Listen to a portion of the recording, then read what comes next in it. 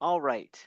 In this video, we're going to take a look at limits, specifically a review of the things you covered in Calculus 1, and we're going to look at L'Hopital's rule. So let's recall some of the basics of limits. In this video, this is what we're going to do. We're going to recall the basics of limits. We're going to look at rules for continuous functions, rules with infinity and zero involved. Then we're going to take a look at indeterminate forms and simplify those, determine those through simplification. And then we're going to look at indeterminate forms through L'Hopital's rule. So let's take a look at a couple of these examples. So let's say we have an expression like 3x minus 2, and I want to find the limit of 3x minus 2 as x gets closer to 5. Well, I'm going to do this graphically.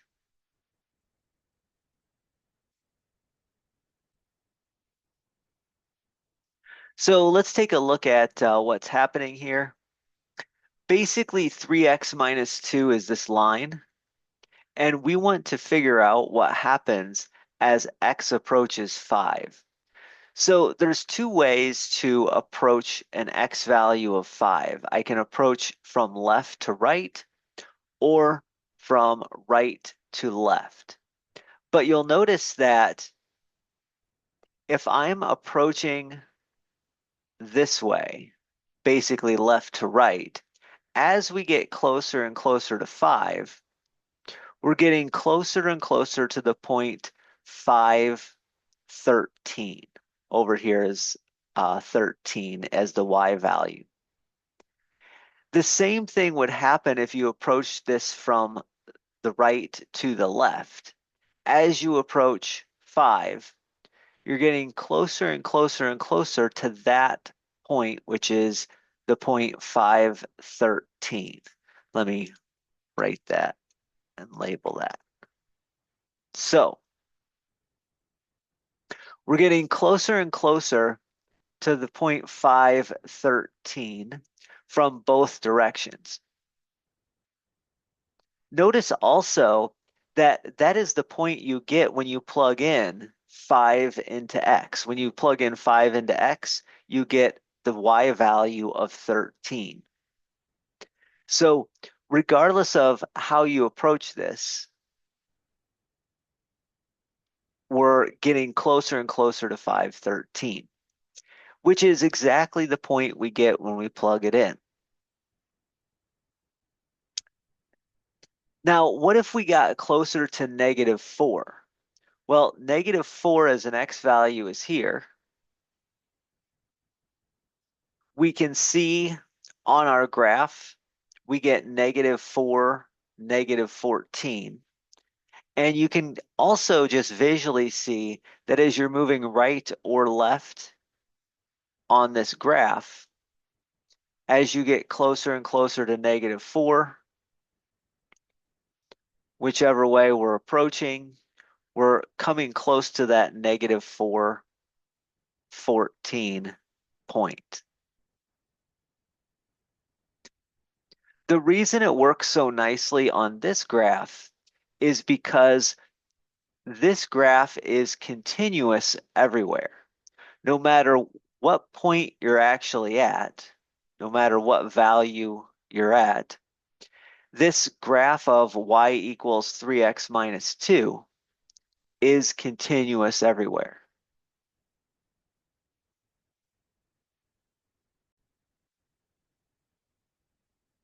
So this is what we get as a result. Y equals 3x minus 2 was equal to 13. Excuse me, the limit, my fault, the limit as x approaches 5 of 3x minus 2 is 13. And the limit as x approached -4 of 3x minus 2 was -14. So that's it. And what we're saying is that is the same thing as what we get when we just plugged in 5. 3 times 5 minus 2, uh, that gave us 13. And then over here,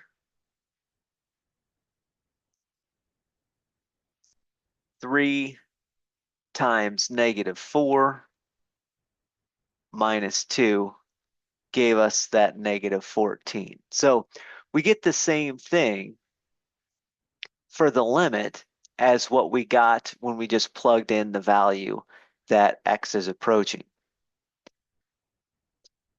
Let's take a look at this one.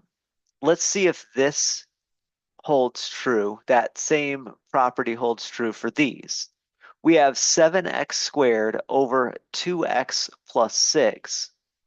And we're looking at what happens as the limit to the limit as x approaches 3 and as x approaches negative 4.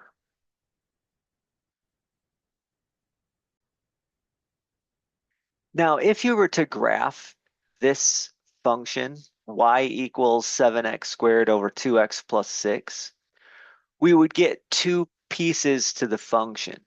In fact, if you look at this, um, basically what we're getting is an asymptote when x is negative 3. So when x is negative 3, we get an asymptote, and that splits our graph into two parts. One part that's above the x equals negative 3, so x values above there, and the other piece where the x values are below there. Now, that's for x equals negative 3. What happens at x equals negative 4? Well, at x equals negative 4, this around negative 4, this section around negative 4, is smooth and continuous. And you'll notice that when you plug in a negative 4, you get out a negative 56. So while we have this bad spot at x equals negative 3, where we can't plug anything in, at negative 4, the function is continuous. And that's also true at every other point as well. So even here at the point, what would that be? 3 comma 5.25, we're continuous. Our graph is continuous, and therefore the limit as x approaches 3 of this function is just going to be 5.25.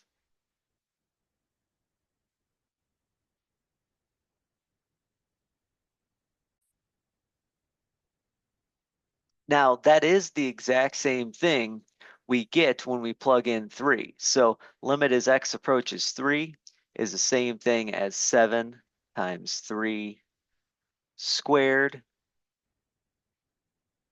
divided by 2 times 3 plus 6. So again, that's 5.25.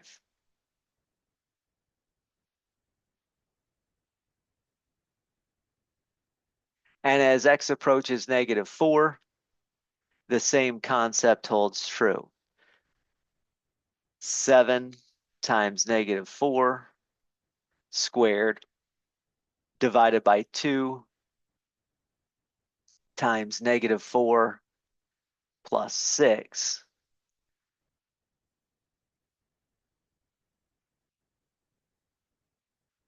which gives us a negative 56.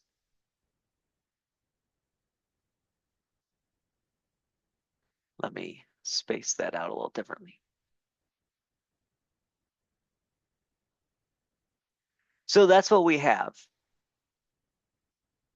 And the key thing is, if our function is continuous at this x approaches whatever value, then the limit of this expression as x approaches that value, we can find by just plugging in the value into x.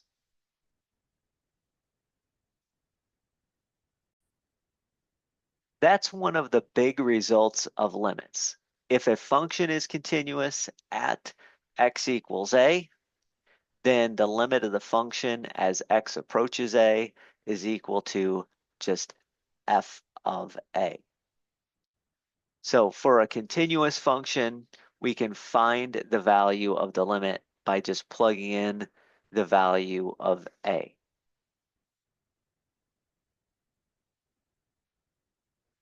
Now, what about when I can't plug in the value? So for instance, let's take the idea that -3. We had just graphed 7x squared over 2x plus 6. Let's figure out the limit as x approaches 3. This plus sign, if you recall from your limits series, that means approaching from above. The minus sign in the exponent means that you're approaching from below, so underneath. And then with no exponent, that means both above and below, so from both sides.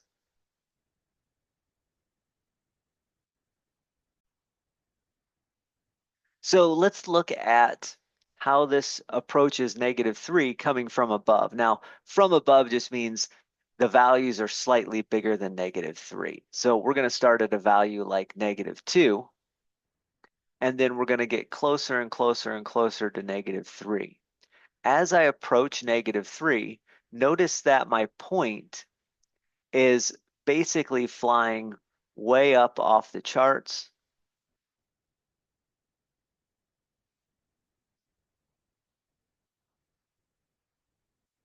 And as you can see, it just keeps going up and up and up as we approach -3 from above. So that means this point is going off to positive infinity since we're going up. On the other side, if we approach -3 from below, so start at something like -4, and then get closer and closer and closer to -3, you'll notice that this point is going down further and further and further.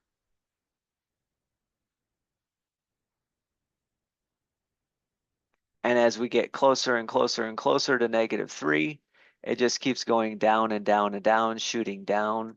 So it is going towards negative infinity.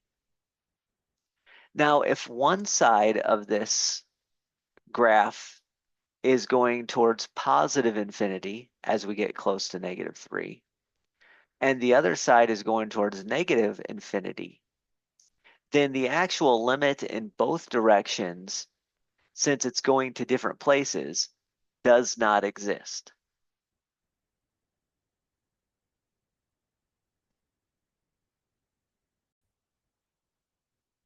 So writing that down, like I said, as x goes to -3 from above, we went towards infinity. As x went to -3 from below, we went towards negative infinity. As x goes to -3 in both directions, since they don't match up, we say that limit does not exist. And usually with does not exist, we can just put DNE as a shorthand for does not exist. Okay, now we saw that graphically. You can also do this numerically as well by plugging in numbers close to -3 that are slightly above -3, by plugging in numbers that are close to -3 that are slightly below -3, and then seeing what they do. Again, we saw it graphically, but you can also do this numerically as well.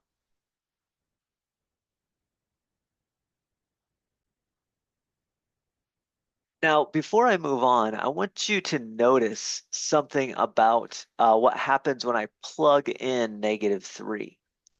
When I plug in -3 into the 7x squared over 2x plus 6, 7 times -3 squared over 2 times -3 plus 6. That actually gives me 7 times 9 on top and then a 0 on the bottom. Now, we all know that you're not supposed to divide by 0. That's undefined when you divide by 0. But I want to point out that we get this form where we have a numerical value on top and 0 in the denominator. And when we had a 0 in the denominator and a numerical value, a non-zero numerical value on top, one side shot off to infinity, another side shot off to negative infinity as we approached the -3. So it's an interesting observation that this form, number that's non-zero divided by 0, gave us infinities on different sides of the limit.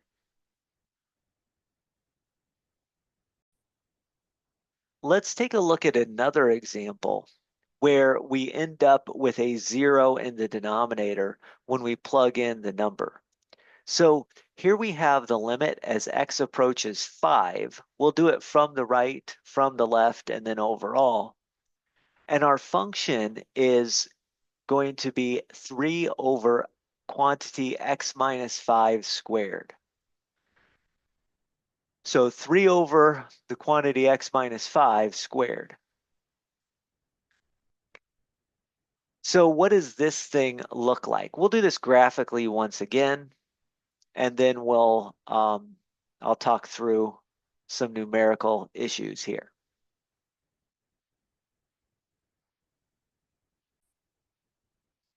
So I've graphed this, and as you can see, as you move closer and closer and closer to 5, if we're going to the left, I did this, so I want to do.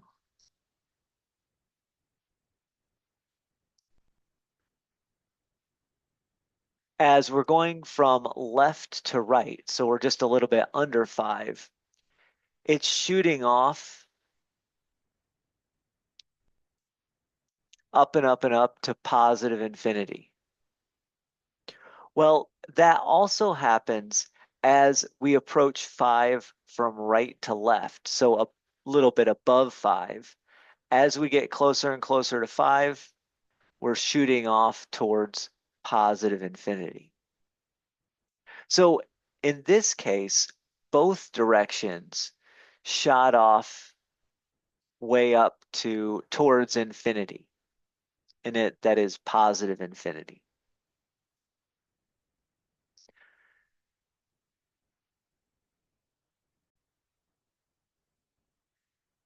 So this would mean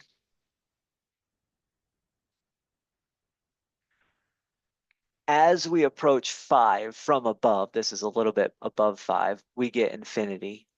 As we approach 5 from a little below 5, we also get infinity. And that means the limit in both directions is also infinity.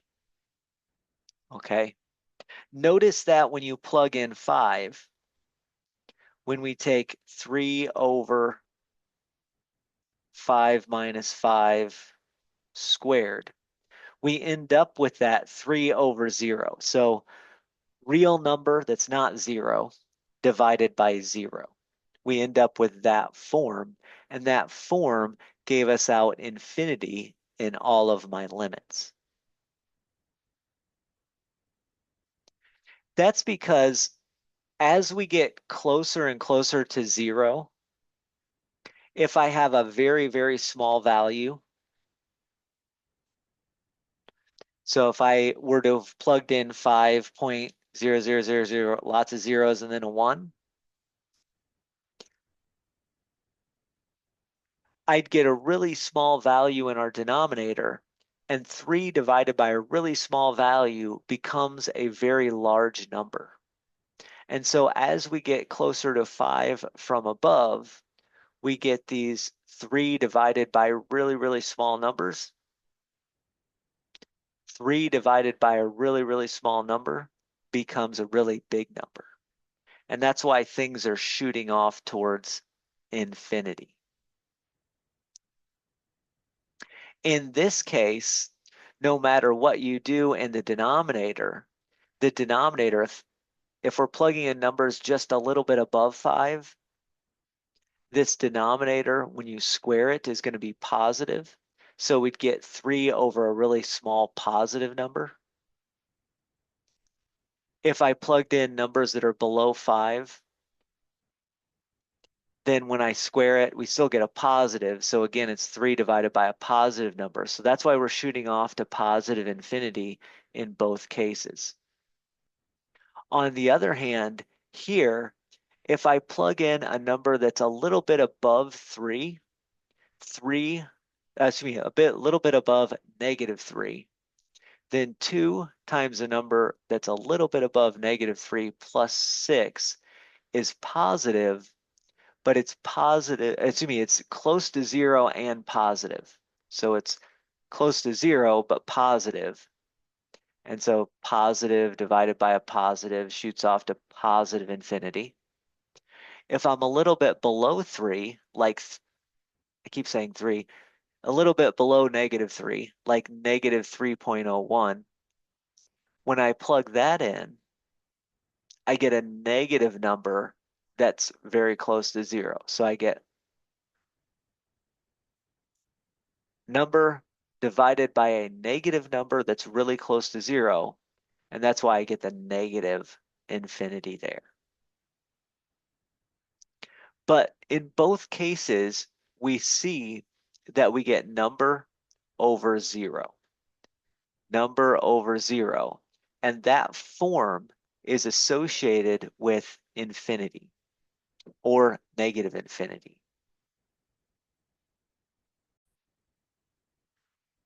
So we've done example 2 and example 3, and we see that when we get 0 in the denominator and a non-zero in the numerator, then we have this form.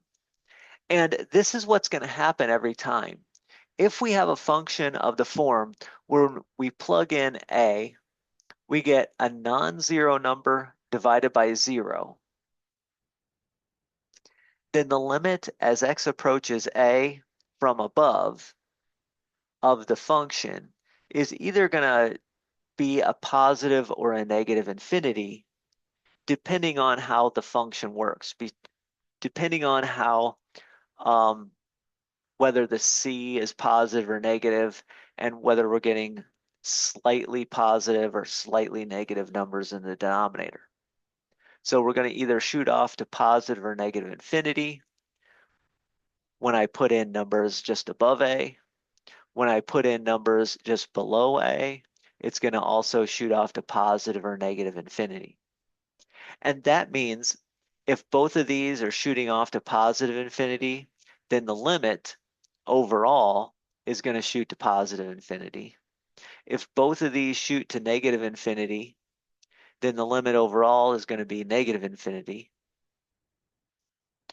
Or if one of them is positive infinity and the other is negative infinity, then the overall limit is not going to exist because they're going in opposite directions. We saw an example in number 3 where both went towards positive infinity, so the overall limit was positive infinity. We saw in example 2 that one went to positive infinity, one went to negative infinity, so the overall limit did not exist. So if we have the form non-zero number divided by 0, that's what we end up with.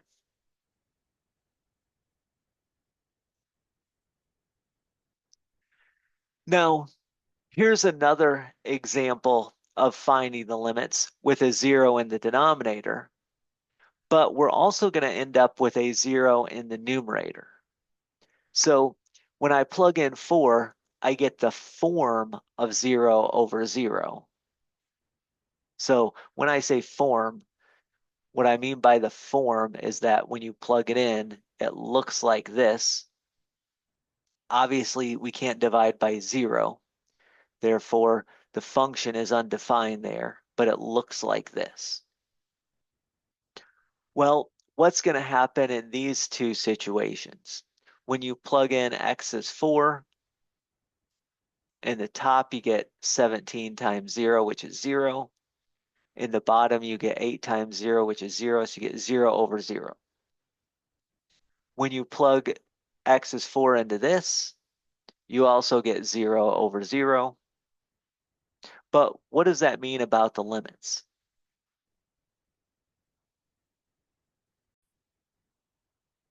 Well, it turns out y equals 17 times the quantity x minus 4 divided by 8 times the quantity x minus 4 gives me basically a flat horizontal line. And this line is defined everywhere except at one spot. If I try to plug in 4, I get this undefined situation. So this line has basically a hole in it where x is 4. Now that's not a problem for limits though. Limits can handle holes just fine. As you approach 4, not sure why all these points are coming up. As I approach 4 from the left, well, we're always at 2.125. As I approach 4 from the right, I'm always at 2.125. So what am I getting closer to? Well, I'm getting closer to this point right here, which is kind of the hole in the graph. And if that were there, it would be at 2.125, which is the same thing as 17 over 8. Now, what would happen with the other one, the 3 pi times x minus 4 over 7 times x minus 4? Once again, we get a hole right where there's a 4. But as you approach from above, you're at 3 pi over 7 the whole time. As you approach from below, you're at 3 pi over 7 the whole time.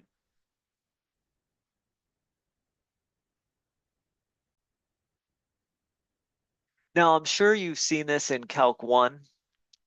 Essentially, what we're saying here is that this limit is the same thing as what you would get if you just took 17 over 8 and you canceled the x minus 4 over the x minus 4.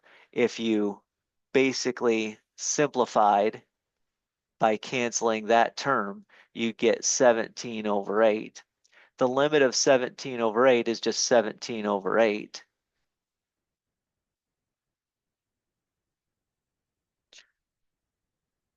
And that 17 over 8 was the 2.125 that we were seeing on the graph.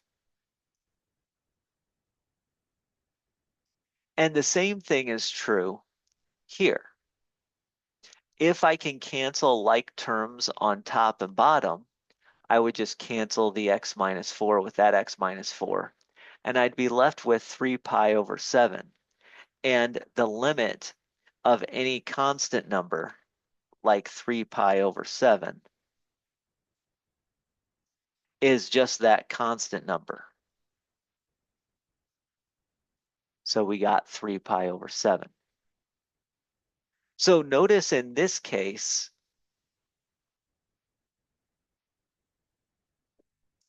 in both of these cases, the form we were getting when we plugged in 4 was 0 over 0. So we ended up with 0 over 0 in this first one, and ended up with 0 over 0 in the second one when I plugged it in. One of the limits gave me a 2.125. The other limit gave me 3 pi over 7. So the form 0 over 0 can give me lots of different numbers. In fact, you can imagine just changing this from a 17 over 8 to any other two numbers that we wanted could give us essentially any limit that we want.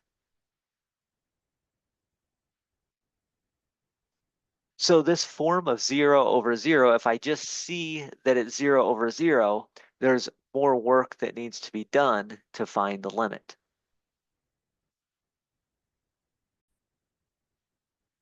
This is the idea of an indeterminate form. So we say that the form f of a, if I plug in a number and I get out 0 over 0, then the function has an indeterminate form at that value of a. So we have an indeterminate form. Now, this is not the only indeterminate form, but it's one of the most important indeterminate forms there is. So 0 over 0 is indeterminate. And the reason we get the word indeterminate there is because sometimes when we have 0 over 0, we're ending up with a 17 over 8, and other times it's 3 pi over 7.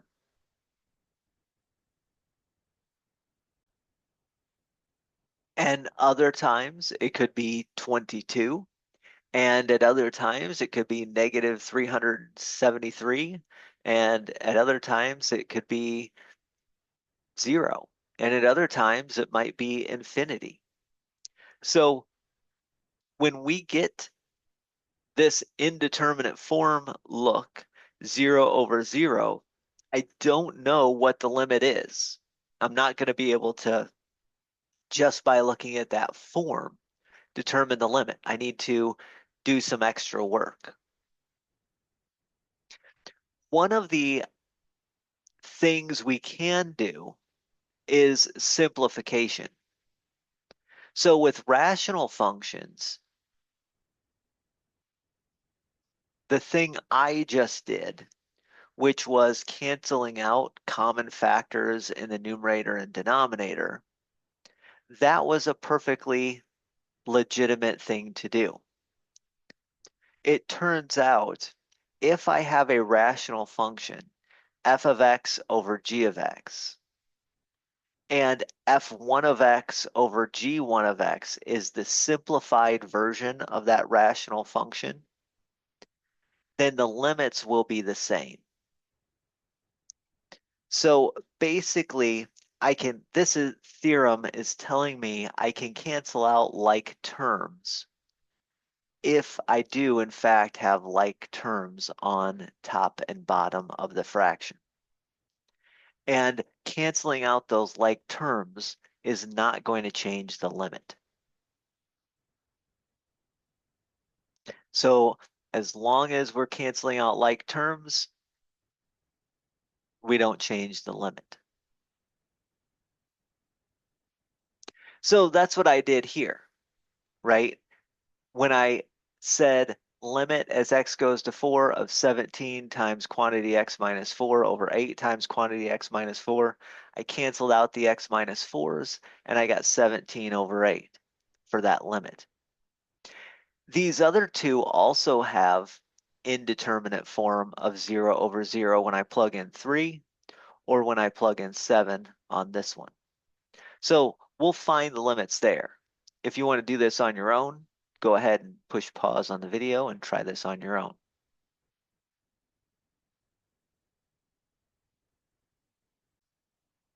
Now, again, all three of these have the form of 0 over 0. So they all have this indeterminate form of 0 over 0.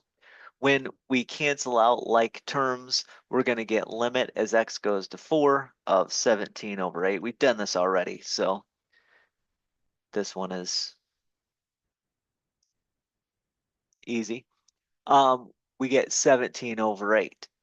Over here, when we cancel out like terms, one of the terms of x minus 3 on top is going to cancel with one of the terms of x minus 3 on bottom. And we're going to get 12 multiplied times one copy of x minus 3. Now, when we plug in 3 into that, this 12 times x minus 3, that is a continuous function. So our original function wasn't continuous because we had a hole at x minus 3. But this is a continuous function. When we plug in 3, we get a 0. And so this limit is 0.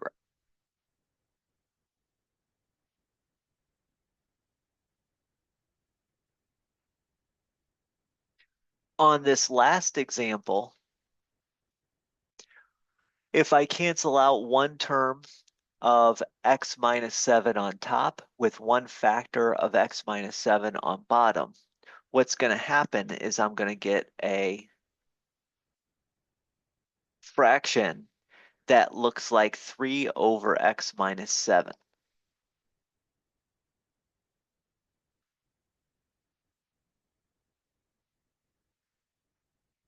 And as x approaches 7 from above, we are going to get a limit that goes to positive infinity. When x approaches 7 from below, we get a limit that x goes to negative infinity. Again, 3 from below, this is going to be a negative number in the denominator. So we're going to get negative infinity from below. We're going to get positive infinity from above. They're not going to match up. So this is a does not exist situation. One side goes off to positive infinity, one side goes off to negative infinity. So we see that with these three examples, this form of 0 over 0 really is indeterminate. We can get all kinds of different numerical values here. We saw a couple of other numerical values before. We can get zeros. We can get does not exist. You could imagine if I raise this to the third power, then when I simplified it, this would be x minus 7 squared in the denominator. And then you'd always be dividing by a positive, so you get a positive infinity. So you can get positive infinity, you can get does not exist, you can get 0, you can get any other real number you want, all from this same form of 0 over 0. So it really is indeterminate. If you see 0 over 0, that does not indicate what the limit has to be.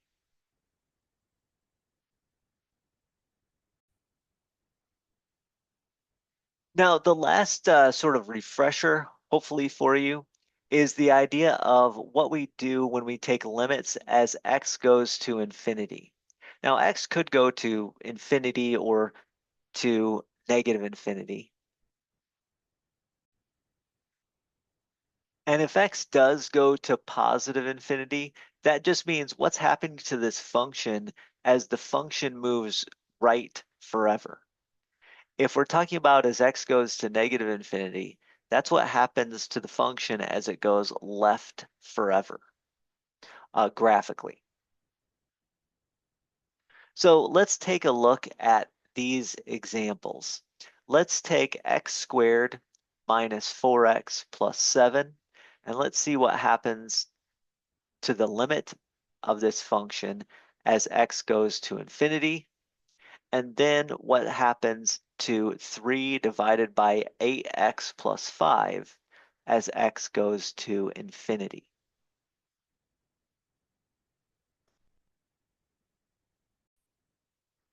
Let's start with y equals x squared minus 4x plus 7. As we move out towards infinity, as we move to the right on this curve, we can see that our y value just keeps moving up and up and up the further we move to the right. So the further we move to the right, the y value continues to increase. So as x approaches infinity, y is also approaching infinity. On the other hand, if you're moving towards the left as x approaches negative infinity, so on the other side of the curve as we move towards the left, the y value also keeps growing and growing and growing. So as you approach negative infinity, in this case, the y value goes off to infinity as well. So as you approach infinity and negative infinity, y value is going off to infinity. Now, what happens with 3 over 8x plus 5? As we move further and further to the right, notice what's happening. We're getting closer and closer and closer to that x-axis. So as we move further and further to the right, let's take this, that y value keeps getting closer and closer and closer to 0. This is also the case as we move further and further to the left, the y value gets closer and closer and closer to 0.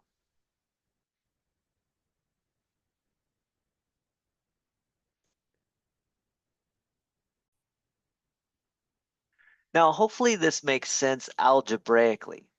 Basically, when I'm plugging in infinity into this function, the biggest term here, the most dominant term, the one that's going to rule over the other ones, the one that's going to be most important in terms of growth, is going to be the highest degree. So this is like saying what happens as to x squared as you plug in bigger and bigger numbers. Well, it's getting bigger and bigger and bigger. So it's going off to infinity. And by the way, some people think of this as basically like taking an infinity squared, which is obviously infinity.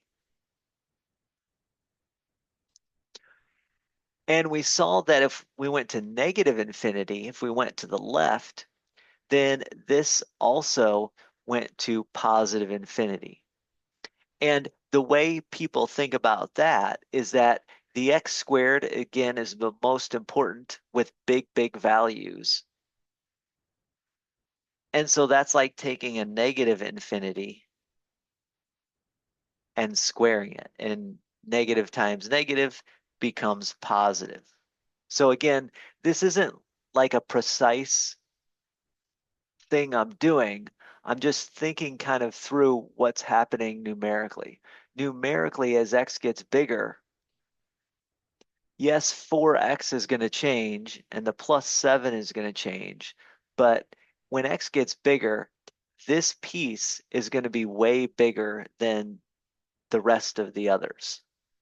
So it's going to take over, or what I'd say it's going to dominate. Now, on the other hand, what's happening here,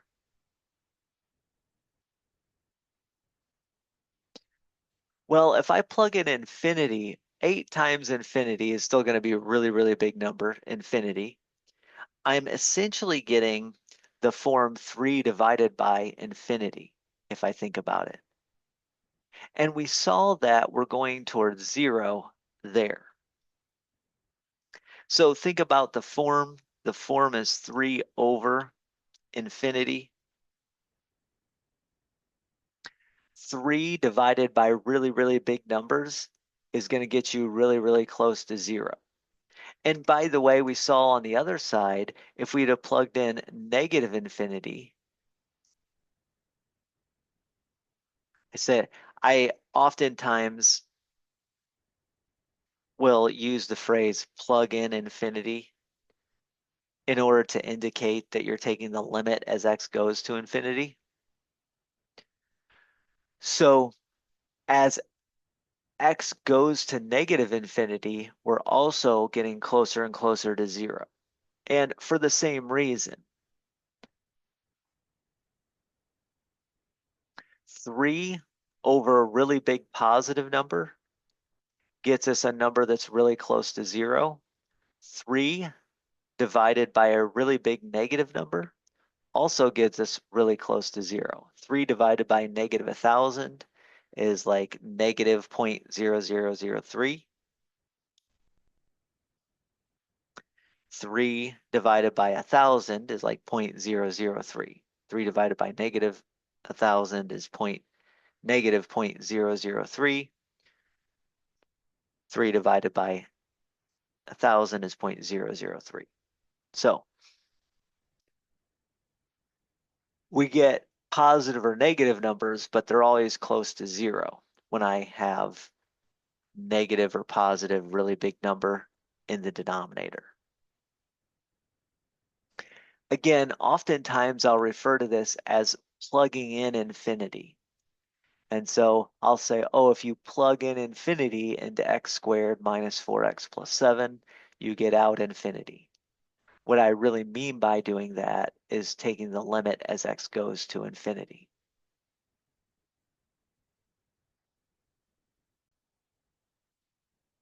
So what we're getting is this result. If a function has the form that when you, quote, plug in infinity, you get c over infinity. Well, c over infinity, where c is any real number, is going to be essentially a 0. So when I take the limit as x goes to infinity, the function has limit 0. And the same thing is true with negative infinity. If I plug in negative infinity and I get c over negative infinity, or if I get c over infinity, then my function is going towards 0 as x approaches negative infinity. So notice how that plays. When I had the form c over 0, where c is non-zero, I wound up with infinity. Now if I have c over infinity, I wind up at 0.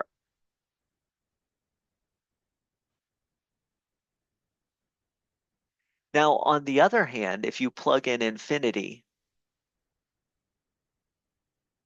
and you don't get that form, like in this case, what I'm getting is when I plug in infinity, I'd get 4 times infinity minus 2. That's like an infinity on top and an infinity on bottom.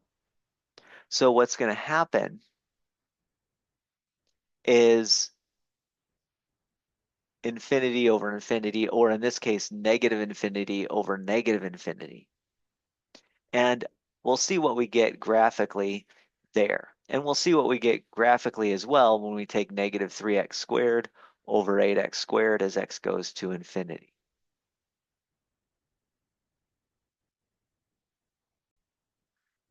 Now I'm going to do this very quickly. When I take 4x minus 2 over x, as we move out to the right, we're getting closer and closer and closer to 4. As I move off to the left, also getting closer and closer and closer to 4 as my y value. So as my x value goes to infinity, my y value gets closer and closer to 4. As my x value goes to negative infinity, my y value gets closer and closer to 4. Now with the y equals negative 3x squared over 8x squared, well, in this case, we're just getting a really flat graph.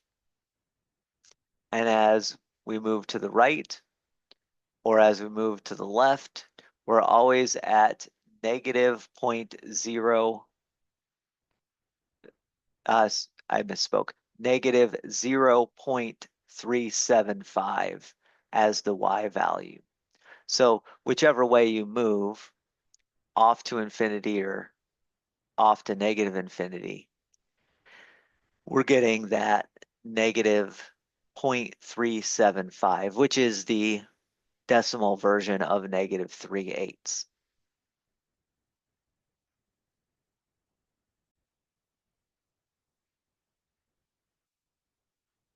So this one, as we move to the right towards infinity, gave me a 4.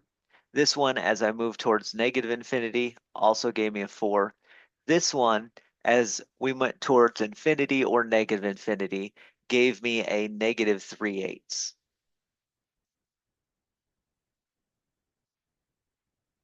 By the way, notice all of these had the form of infinity divided by infinity, or negative infinity divided by negative infinity, or something of that nature. Okay, like this one had negative infinity divided by negative infinity. This one would have negative infinity divided by a positive infinity form.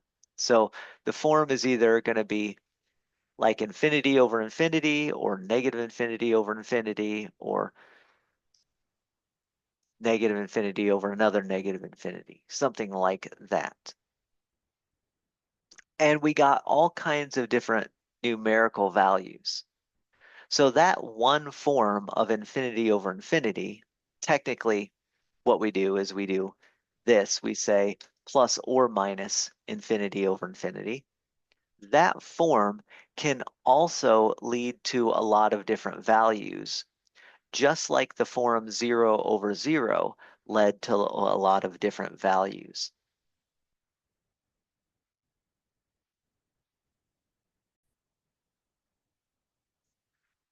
So this is another indeterminate form. This form of plus or minus infinity over infinity is indeterminate. Now, we usually get this when we're plugging in infinity, but technically you can get it with plugging in any value. So anytime you plug in a value and you get infinity over infinity, then we get this indeterminate form. Again, usually this happens when we're plugging in infinity, but so this is another indeterminate form, just like 0 over 0 was an indeterminate form. And just like when we simplify functions and they give us the same limit, well, we can do that if we're taking the limit as x goes to infinity, or the limit as x goes to negative infinity as well. So just like when we said earlier, if we're going from x is going to a numerical value like a, we can do the simplifications. Well, we can do the simplifications when x is going to a value like infinity as well. So let's take a look at how that could be used in an example like this. So we have 5x minus 6 divided by x plus 2. So we have 5x minus 6 divided by x plus 2, and we're taking the limit as x goes to infinity. If I wanted to do this algebraically and not graph, well, I can just use a simplified form. Now, before, I was canceling out like terms, but this also says that I can rewrite this as another expression. So that's what I'm going to do.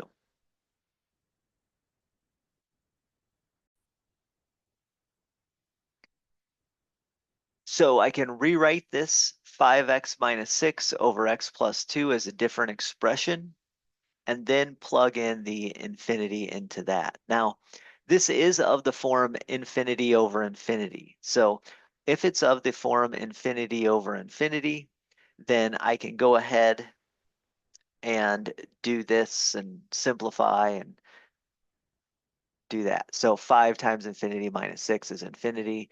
Infinity plus 2 is still infinity. What I'm going to do is I'm going to do a long division.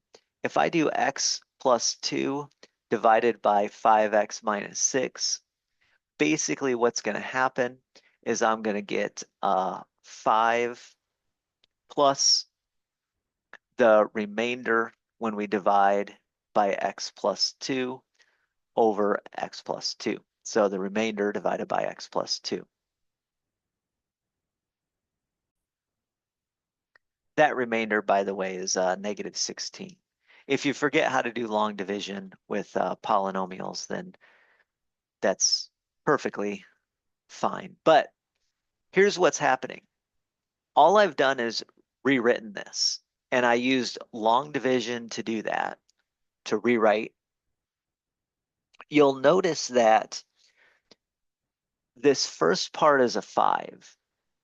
This second part is a real number divided by essentially infinity. And one of the rules of limits says, if I can find the limit of one thing, limit of 5, plus the limit of another thing, the limit of negative 16, then I can find the limits of the sums. That came, why that is, there you go. Well, the limit of 5 is just a constant number. So even as x goes to infinity, this limit is going to be 5. And we've seen earlier that when we take a real number divided by x plus 2, and we take that x going to infinity, this is real number over infinity. So negative 16 over really, really big numbers becomes 0. So essentially we have 5 plus 0, which is just 5.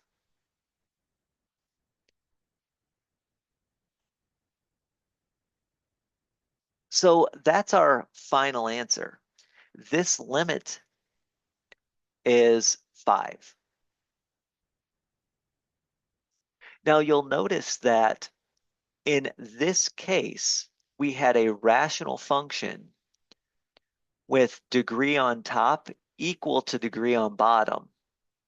And if I look at the coefficient of 5 on top and the coefficient of 1 on bottom, I ended up with a 5. We'll say more about that in just a moment.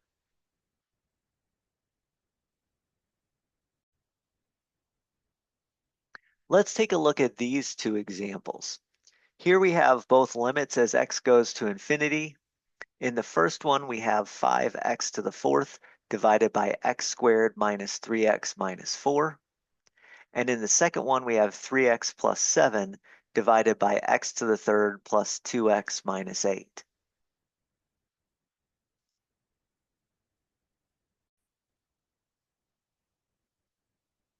Now, in this case, I'm going to sort of talk through both of these. So basically, what's going to happen is on this one, we have form infinity over infinity. On this one, we also have form infinity over infinity. They're different degrees. So here's how I think of it. When I look at x going to infinity, this bottom polynomial is going to be dominated by the term of biggest degree. The term of the biggest degree is going to dominate the bottom. Like as x is 1,000, 1,000 squared is a really, really big number, right? It's 1,000,000. And if I compare that to minus 3 times 1,000, we're comparing 1,000,000 to 3,000. Well, as x gets even bigger, let's say x is 10,000. If I square that, then I get 100 million for the x squared and minus 30,000 here. In other words, as x gets bigger, there's going to be bigger and bigger gaps between the x squared and the 3x. And in comparison, this term is going to be growing much, much faster than any of the other terms. So this limit is going to behave just like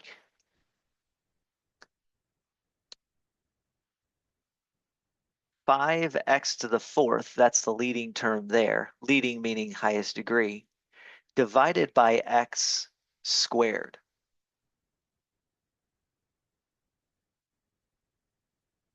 And if I divide that,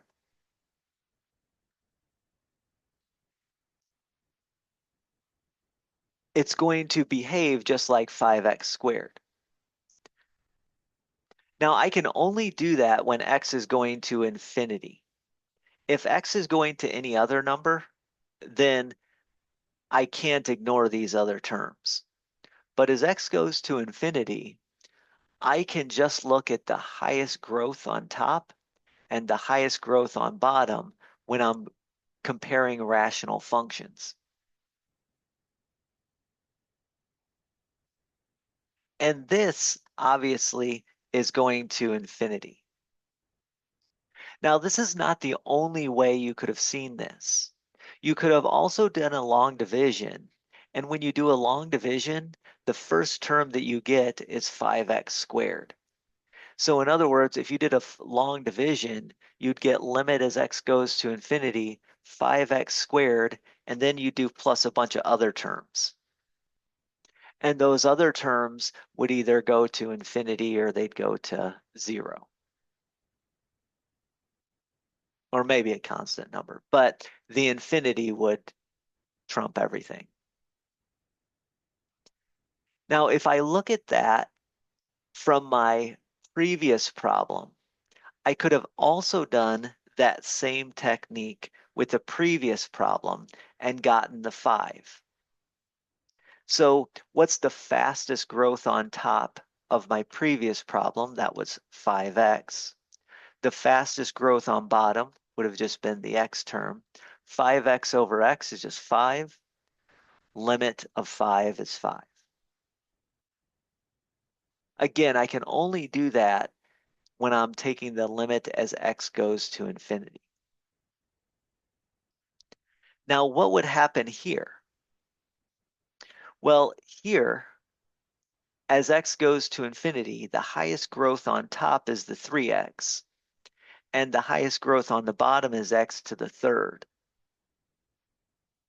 That's the same thing as just 3 over x squared when I cancel things out.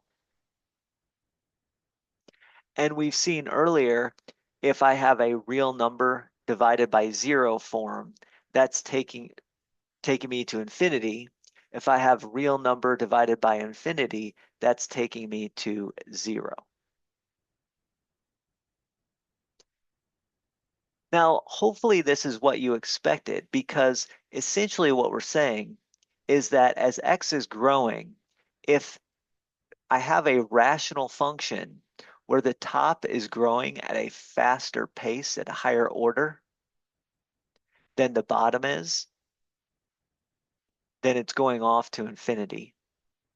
If the bottom is growing faster than the top, then my rational function's going towards 0. And if they're going at essentially the same pace means linear divided by linear or quadratic divided by quadratic. If they're going at the same pace, then I can just look at the coefficients of those leading terms.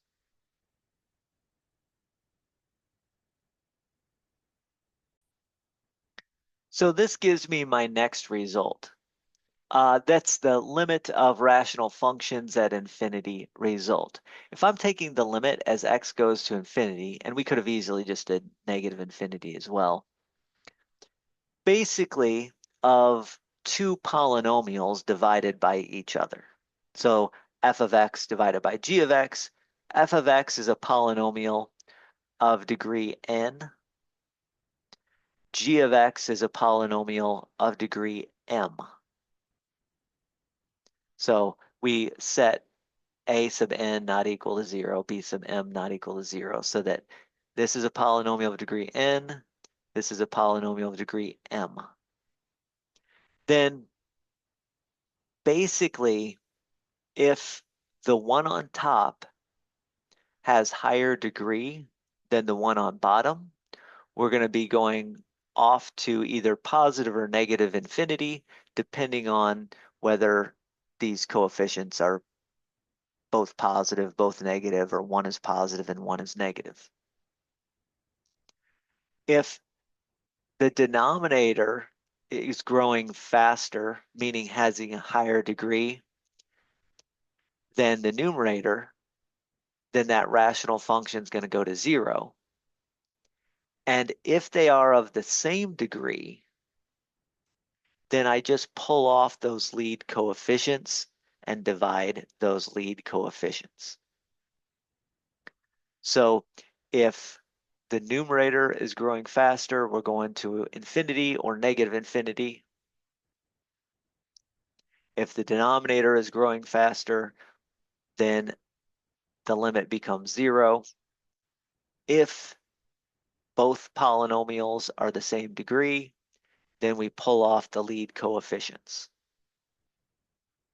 So that's how rational functions work. And we just saw a couple of examples. So I could say now, just by looking at this, well, the top is a polynomial of higher degree. So therefore, this limit is going to go off to infinity or negative infinity. In this case, it's infinity because it's the way the signs work out. In this case, the polynomial on bottom is higher degree. Therefore, this whole fraction is going towards 0. In this case, they're of the same degree. So I look at the limit as x goes to infinity, and I pull off the coefficient, which would be 5 divided by 1, which is 5. Coefficient of the lead terms.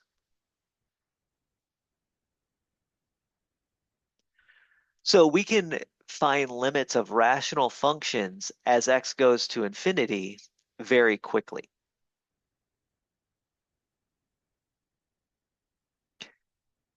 So that gets us a lot of limits. The vast majority of limits we see in this class or in other classes are probably going to be of the forms we covered so far. And hopefully you've at least touched on those types of forms in your Calc 1 course.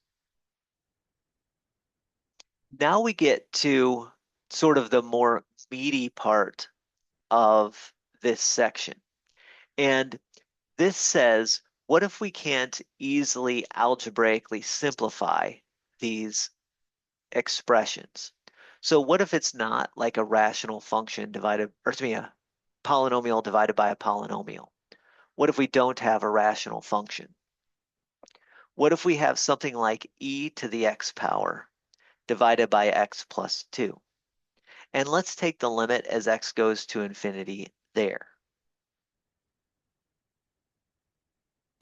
Well, e to the infinity, that's going to grow and grow and grow, and that's going to become infinite. When I take infinity plus 2, that's going to grow and grow and grow and become infinite. So I'm still getting the form infinity over infinity when I'm looking at this function and, quote, plugging in infinity.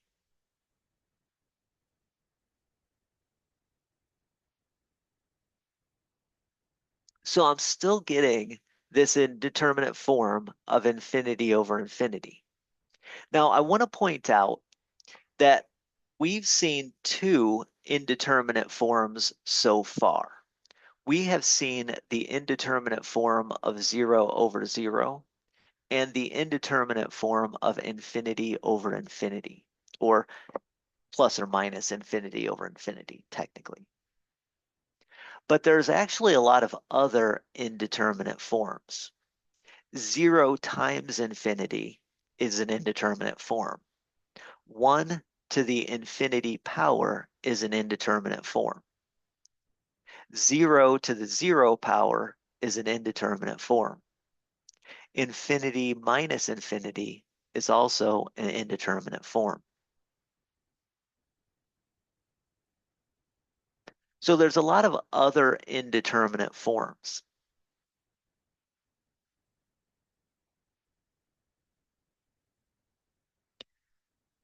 Now, those other indeterminate forms can be often manipulated into one of the first two, and we'll see some techniques of how to do that before. But the rule that we're going to look at, which is called L'Hopital's rule. L'Hopital was a French mathematician, is only going to be for those types of functions which have indeterminate form of 0 over 0 or infinity over infinity. You could have plus or minus infinity over infinity. So L'Hopital's rule says this.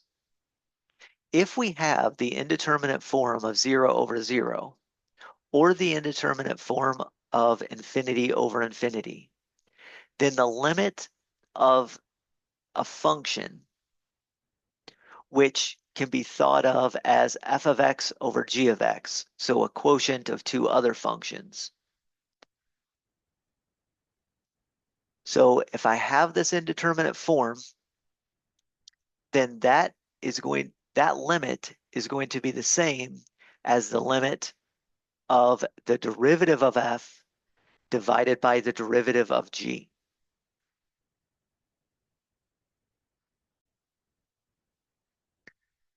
So in other words, the limit of f over g is the same as the limit of f prime over g prime if we have one of these two indeterminate forms. Now, if we don't have one of these two indeterminate forms, then this is not the case.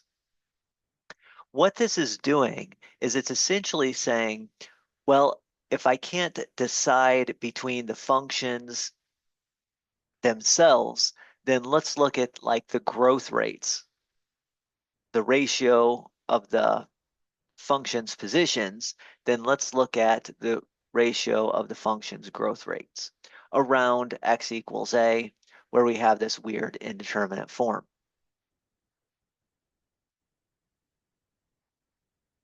And that is a way we can find the limit here. We have e to the x divided by x plus 2. We have the indeterminate form of infinity over infinity, so we can use L'Hopital's rule to find the limit.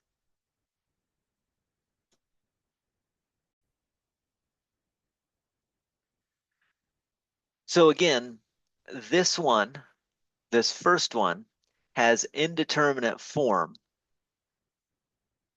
of infinity over infinity. Okay? So we can use L'Hopital's rule. And if I take the derivative of e to the x, I just get e to the x. If I take the derivative of x plus 2, the derivative of x plus 2 is a 1.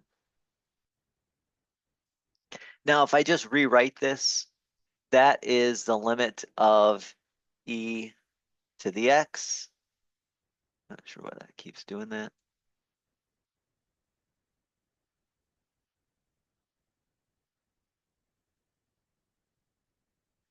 So again, the original one had the form infinity over infinity.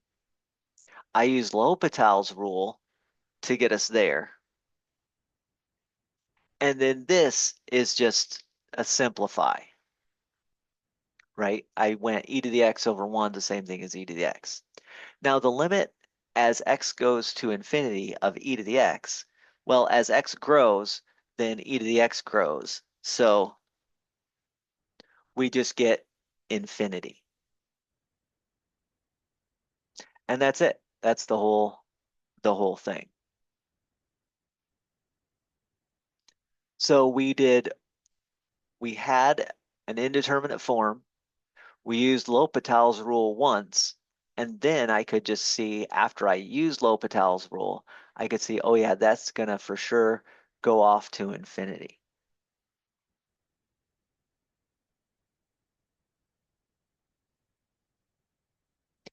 In this example, obviously we took the limit as x goes to infinity, but in certain other examples, you can take the limit as x goes to anything and get some weird indeterminate form, or like 0 over 0 or infinity over infinity, or one of the other indeterminate forms.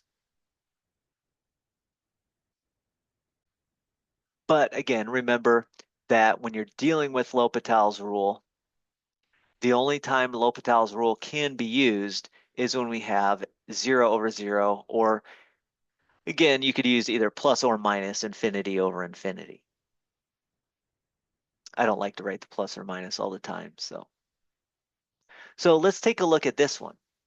Limit as x goes to 0 of e to the 2x minus 1 divided by x.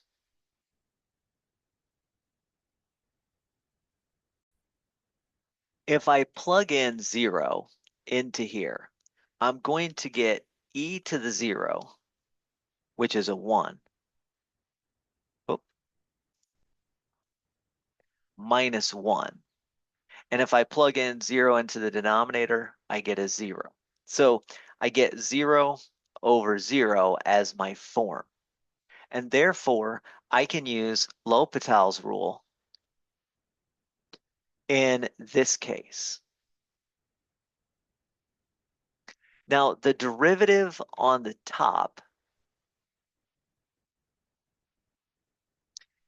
is going to be 2 times e to the 2x minus 0. The derivative on the bottom is going to be a 1. Let me rewrite that. So what I get there is the limit as x goes to 0, excuse me, the limit as x goes to 0 of 2 times e to the 2x. Now, as x goes to 0, 2 times e to the 2x is a continuous function when x is 0. So I can just plug that in, 2 times e to the 0. And that'll give me 2. So we started with this indeterminate form. We did one version of L'Hopital's rule, and then I did a simplify, and in this case, I plugged it in because it was a continuous function.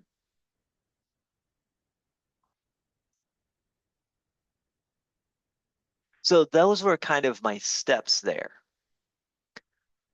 I know that might be sort of hard to follow, but I'm trying to write the steps below, or excuse me, why I did each thing below, okay? So I had this indeterminate form of 0 over 0. So then I went to the next step by using L'Hopital's rule. Then I went to the next step by simplifying. Then this was a continuous function, so I could plug in the number 0. And then when I plugged in the number 0, I got a 2 as my answer. So the limit as x goes to 0 of e to the 2x minus 1 over x is 2.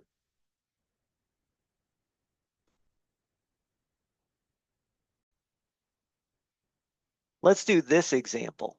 If you want to try this on your own, push pause and try it on your own.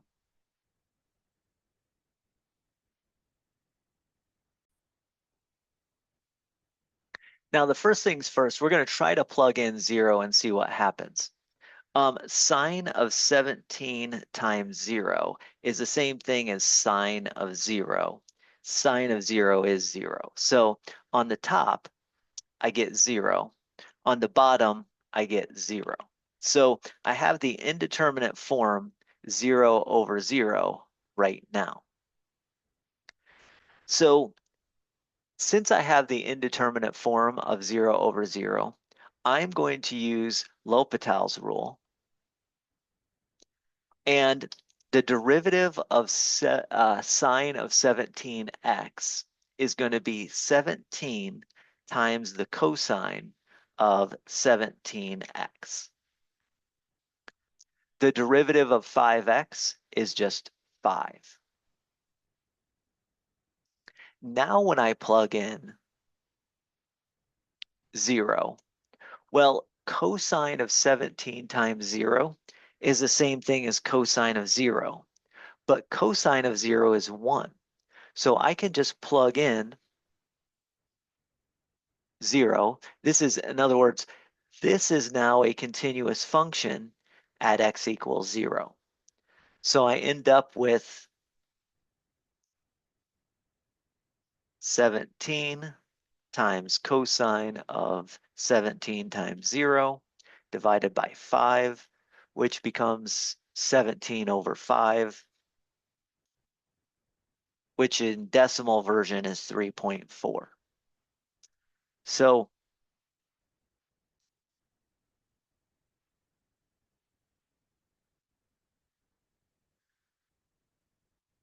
that was sort of my steps. We found the limit using one L'Hopital's rule. First off, we have to notice that we get an indeterminate form of 0 over 0. Then we use L'Hopital's rule. Once we use L'Hopital's rule, then we can plug in the 0 into this remaining continuous function. And when we plug that in, we got a 3.4.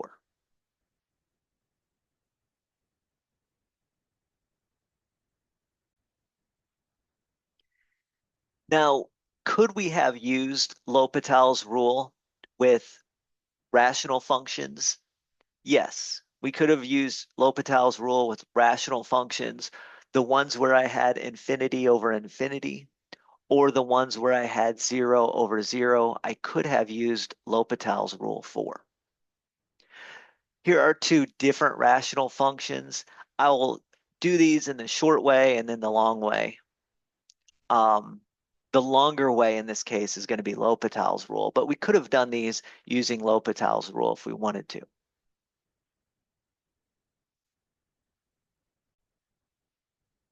Now, in both of these cases, we get infinity over infinity. So I'm not going to write down all of the sort of steps and what I'm doing, the explanations underneath. I'm just going to say, well, we're going to use L'Hopital's rule. One copy of L'Hopital's rule tells me, or when I do L'Hopital's rule once, I'm going to do 4x squared plus 3x minus 9. The derivative of that is 8x plus 3. The derivative in the denominator is 6x minus 4.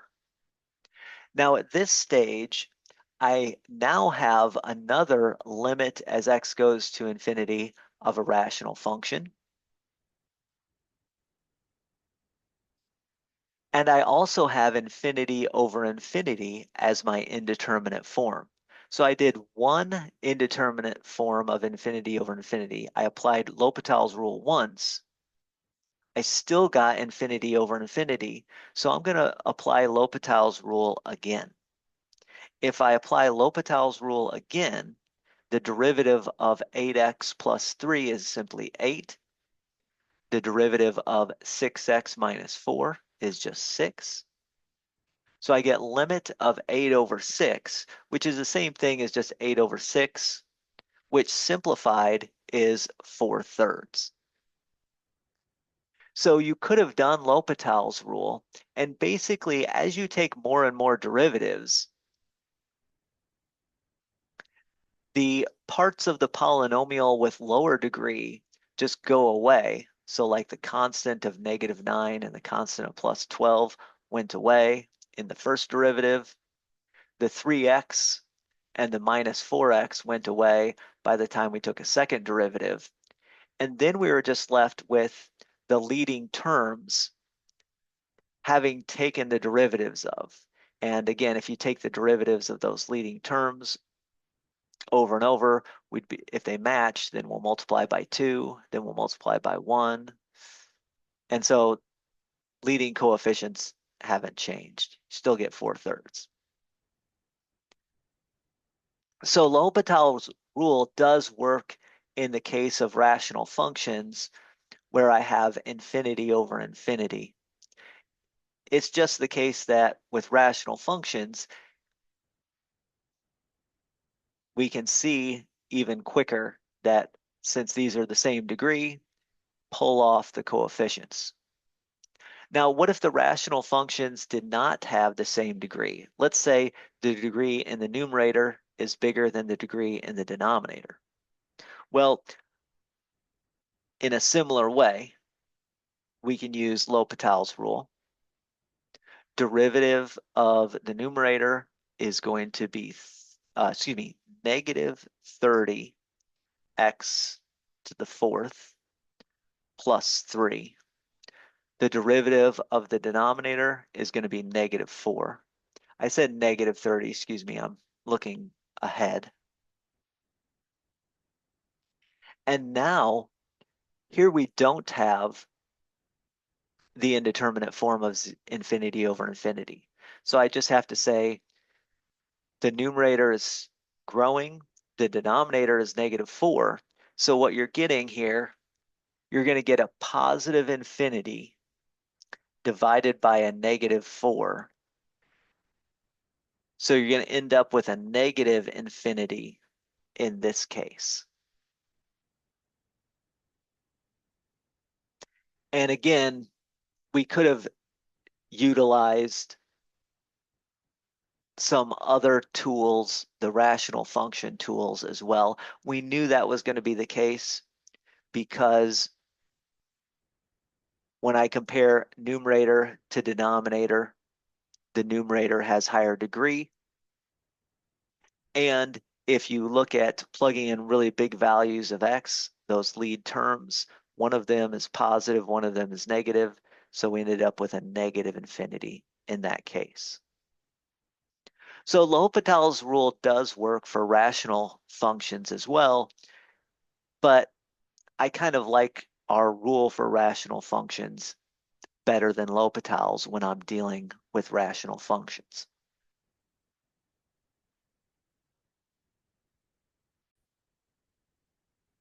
Now, by the way, I should emphasize this. We're talking about the rule for rational functions as the limit goes to infinity, and we're getting this. We have to have the infinity over infinity for this to work. So when I said rule for rational functions, what I was talking about is this rule by taking the limit as x goes to infinity. Okay. By the way, on a lot of the other things we've done, you could go back and use L'Hopital's rule on something like this. Derivative over derivative, you get 5 over 1. You could do a very similar thing here and see what you get. If you go back to the 0 over 0 case, you could have actually used L'Hopital's rule on these 0 over 0 cases as well. Here we had limit as x goes to 4 of 17 x minus 4 divided by 8 times x minus 4. Turns out if you take a derivative, you'd get 17 over 8, just the exact same thing we got. If you take a derivative here, you'd get 12. The 2 would multiply. You get an x minus 3 to the first power on top. Derivative of the bottom would just be 1. And again, since we had 0 over 0 in this case, we had 0 over 0 in this case as well, we could have done L'Hopital's rule. And you would find out that way back in this example, you would have gotten the exact same thing too. Again, in that example, it's easier just to cancel out like terms because they're already factored for us. So lots and lots of things work with L'Hopital's rule. Whenever we have 0 over 0 or infinity over infinity, then we can get this L'Hopital rule to work. Let's do another. Let's take the limit as x goes to infinity of natural log of x divided by x. Try this on your own. If you want, by pushing pause on the video and then trying it on your own, and I'll do it in just a couple of seconds on this video.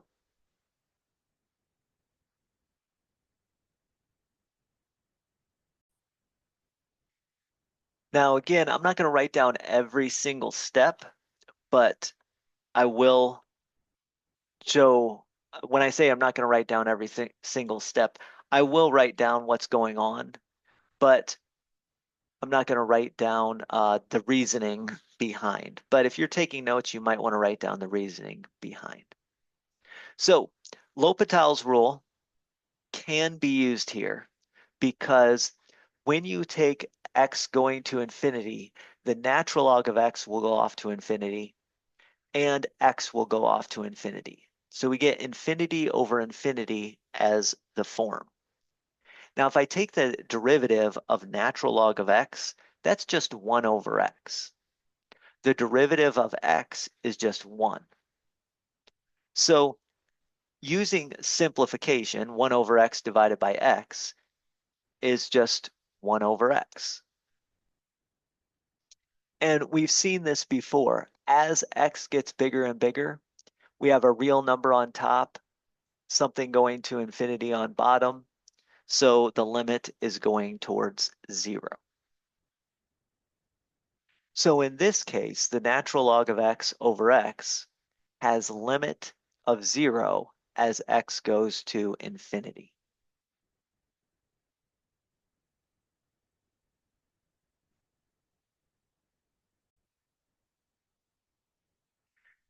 Let's do another type of limit. Here we have limit as x goes to infinity of e to the x times 1 over x. Now, this one is not going to have, initially anyways, the form that I want it to.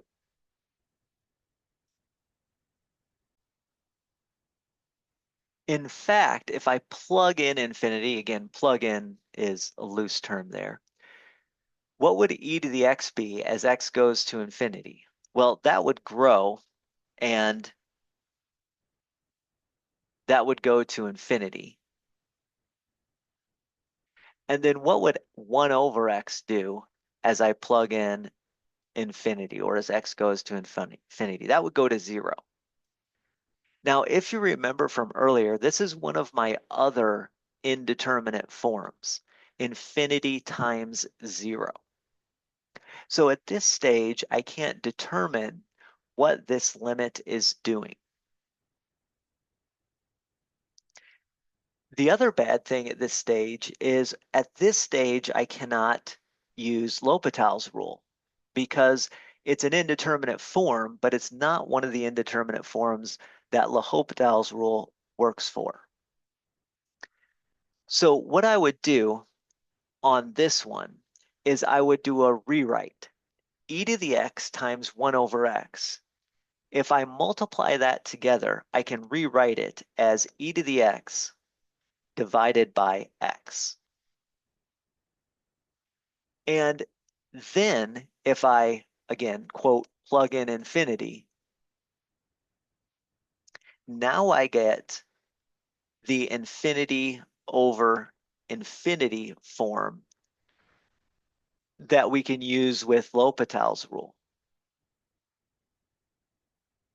And with L'Hopital's rule, taking a derivative of the top, we would get e to the x.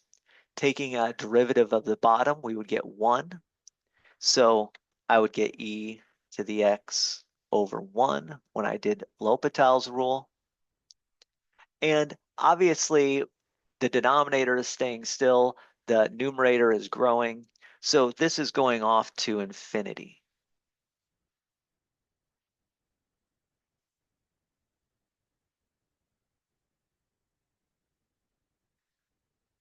So I did a rewrite so that this limit looked like one where I can use L'Hopital's rule for. And then I used L'Hopital's rule on that limit. And then I just, again, use my other knowledge about limits to figure out that that's infinity. So if we do have another type of indeterminate form, then sometimes rewriting will put it into the 0 over 0 form or the infinity over infinity form.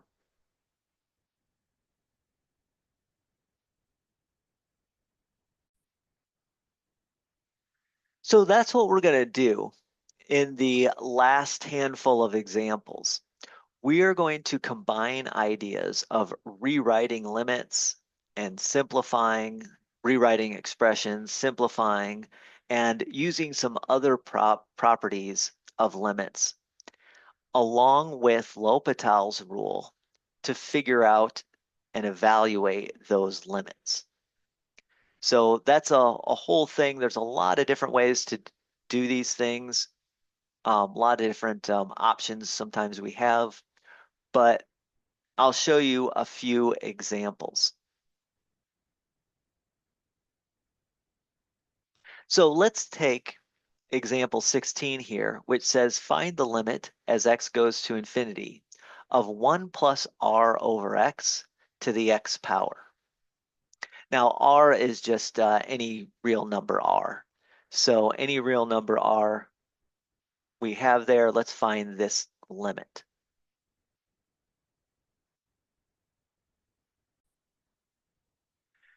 Now this one takes a little bit of trickiness. So here's what we do.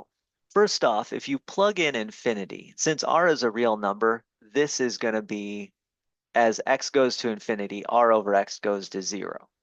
So the form that we get is 1 to the infinity power. That is an indeterminate form. And obviously it's not 0 over 0, and it's not infinity over infinity. In fact, the infinity comes in an exponent. Whenever the infinity comes in the exponent or a 0 in an indeterminate form comes in the exponent, what I should think of is I should think about calling this some other letter. We'll call it y. And then what I'm going to do is I'm going to take the natural log of both sides. So I take the natural log of y, and that's going to be the natural log of that limit, this whole limit here.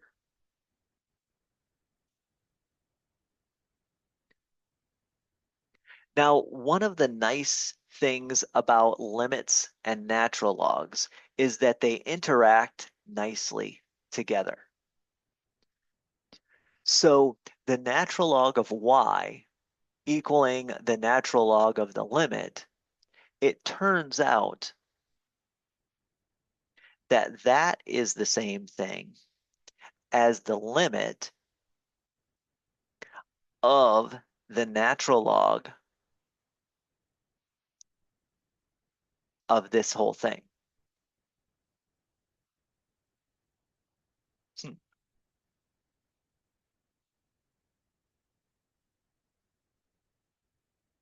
All right, let's try to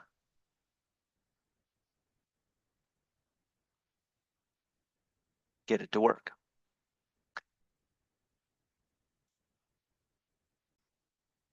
Okay, there I got it. So now the order of operations looks right. So natural log of the limit is the same thing as limit of the natural log. Now, that's a non-trivial result, but it's something that we can use. Okay, we're not gonna prove that that's the case, that you can take the natural log on the inside, but it turns out you can. Now, here's the nice thing about this. So if we're taking this limit as x goes to infinity,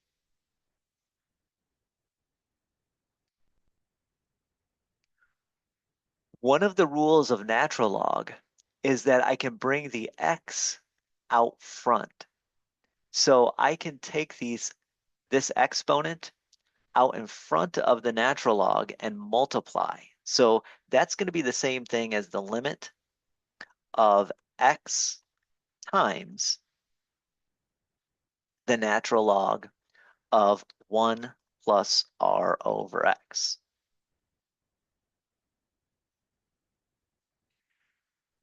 Now we're not out of the woods yet, because if you think about this indeterminate form is infinity multiplied times natural log of 1. Well, natural log of 1 is 0. So we get the infinity times 0 indeterminate form. That is not what we can use L'Hopital's rule with. So what I need to do is do one more rewrite.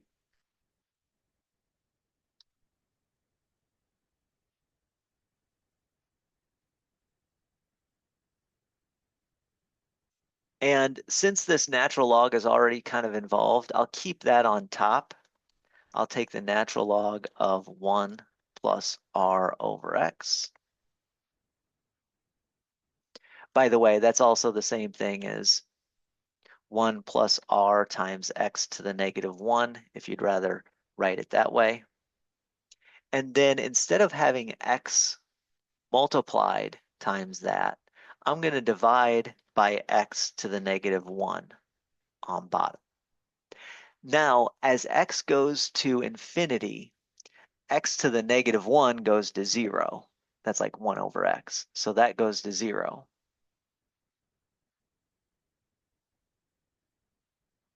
And natural log of 1 plus 0 goes to 0. So now we have the indeterminate form of 0 over 0 after I've manipulated by using the natural log. Now again, the key thing there is that the natural log of the limit is the limit of the natural log, and you can pull the x out front. Once we pull the x out front, the exponent out front, after we apply natural log, then the rewrite's pretty simple. Then let's take the derivative. So when I take the derivative of the natural log, I get 1 over that whole mess times the derivative of the inside function. Now the derivative of the inside function is going to be negative r times x to the negative 2.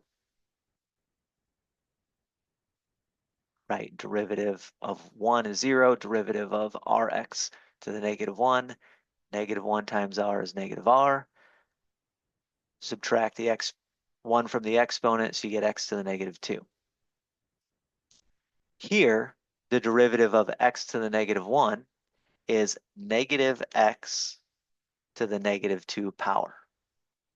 And this is where things get interesting, because negative x to the negative 2 power can cancel out with this negative x to the negative 2 power.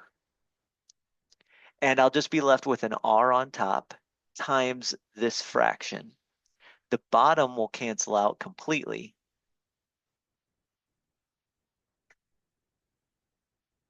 So what happens is I end up with just an r on top of 1 plus r times x to the negative 1. And if I take the limit as x goes to infinity, x to the negative 1 as x goes to infinity, x to the negative 1 is 1 over x. So this is going towards 0. And I'm just left with r over 1. So this limit is just r over 1, or just r. Let me write that down. This is r over 1 plus 0, which is equal to r. Now we're not quite done. Remember, what we just found is the natural log of y. The original limit that I was looking for was y. I just found the natural log of the limit that I was looking for. So let me write this. I just found that the natural log of the limit that I was looking for is equal to r. And that means the limit that I was looking for, this original limit, which we called y,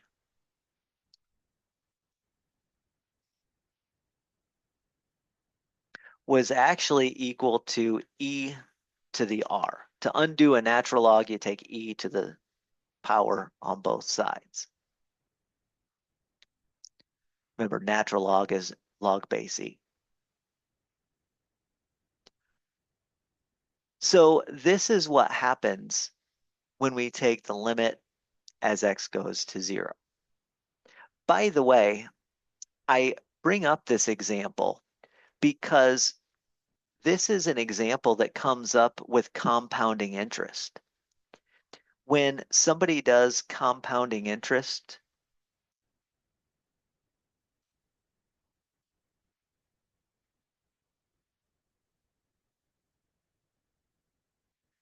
and they do it m times per year, they get this formula.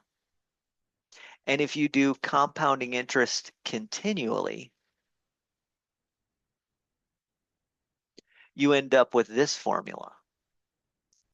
Now the t's, if you throw them off, throw off the t's, can go away. What are we saying?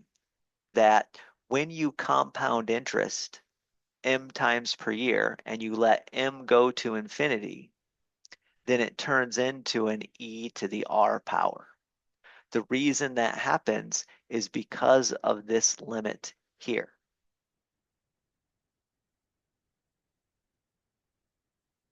So the reason why our compounding interest formula for m times per year looks like this, and compounding continuously looks like this, is because this is what you get when you take the limit as m goes to infinity. You get e to the r. So just a really interesting little example there. Now you can do this anytime you have something ugly in your exponent. Anytime you have something ugly in your exponent, take a natural log of both sides, or take a natural log of this limit, and then go through and do it. You don't even have to use y if you don't want. If that y is confusing, just say, well, if I took a natural log of the limit, I got an r. So natural log of the limit is r. What's the limit exactly? It's e to the r.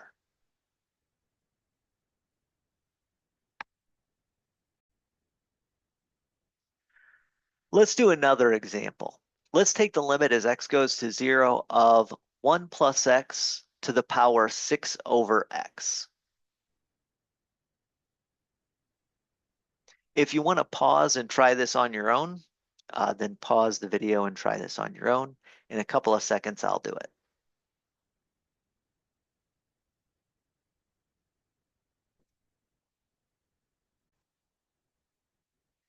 All right, so If I plug in 0, I get 1 again.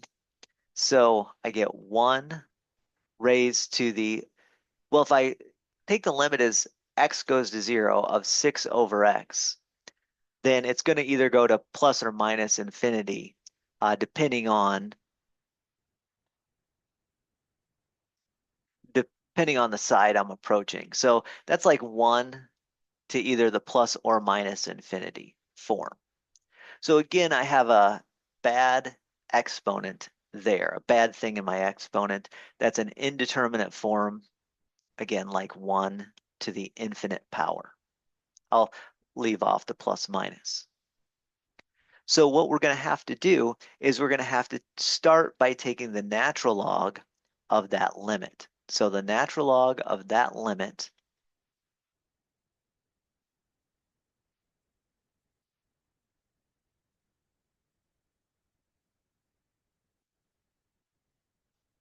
and we can interchange the limit with the natural log. So we're going to take the limit as x goes to 0 of the natural log of 1 plus x raised to the 6 over x power. Because of the properties of natural log, that 6 over x in the exponent can be brought down. So we're going to get that this is equal to the limit. Don't forget that we're always dealing with limits here. Limit of 6 over x multiplied times the natural log of 1 plus x.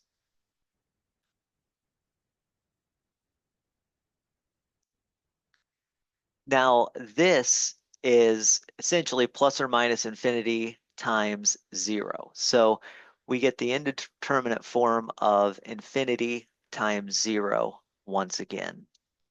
And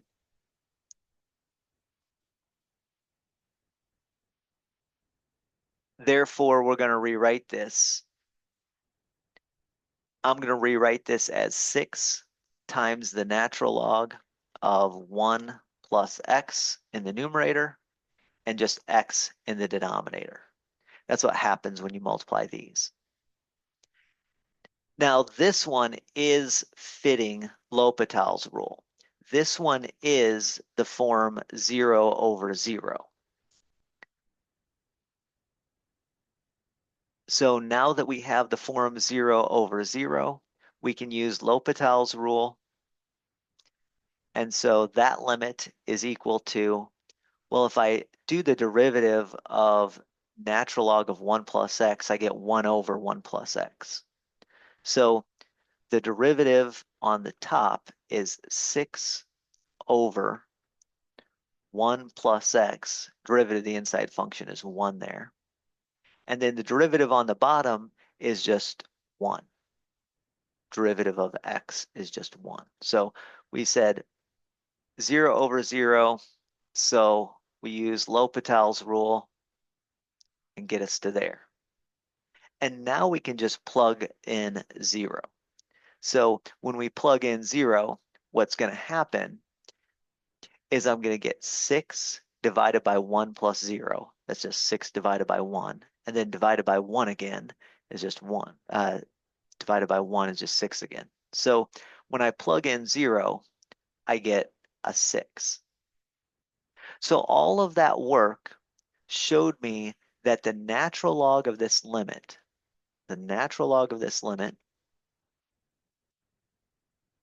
is equal to 6. Again, be careful. That doesn't mean that the limit itself was 6. That means that the limit, let me start this. The limit we were trying to find, this one, limit we were trying to find is actually e to the 6th power. Notice that we could have used any number there. If this were a or b or c, or 6 or negative 32 or 641, it would have worked out the exact same way. So this limit, the one I was trying to find, is e to the sixth power, since the natural log of the limit was 6. So that's a thing we can do. We can find the natural log of a limit that we're looking for. That allows me to deal with these indeterminate forms where I have plus or minus infinity in the exponent or 0 in the exponent. And then if I find the natural log of the limit, then the limit has to be e to whatever that power is.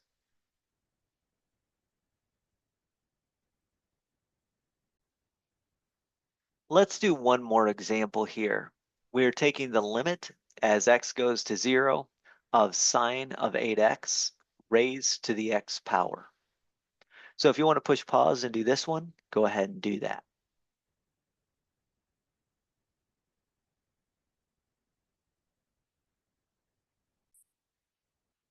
All right, I'll do this.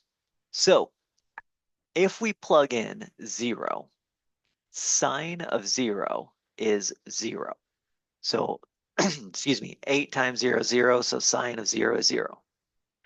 The exponent there is an x, so if I'm plugging in a 0, this is the 0 to a 0 power indeterminate form.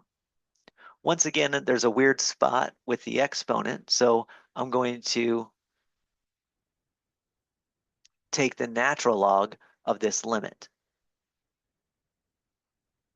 So I take the natural log of that limit. Sometimes people will write that equal to y, like I did in the very first one, just so that they don't have as much writing as maybe they would have otherwise, but that's perfectly fine. Just do natural log of y. And the limit of the natural log of the limit is the limit of the natural log. So I can take the limit, let me just write all this, of the natural log, and inside the natural log is the sine of 8x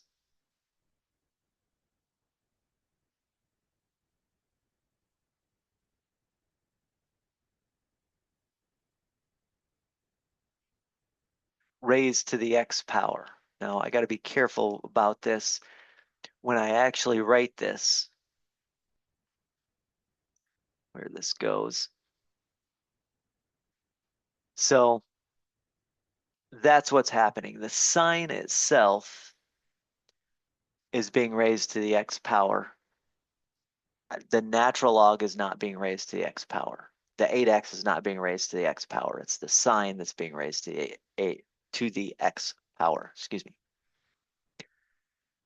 And if I do that, just like before, forgot to write the equal sign there.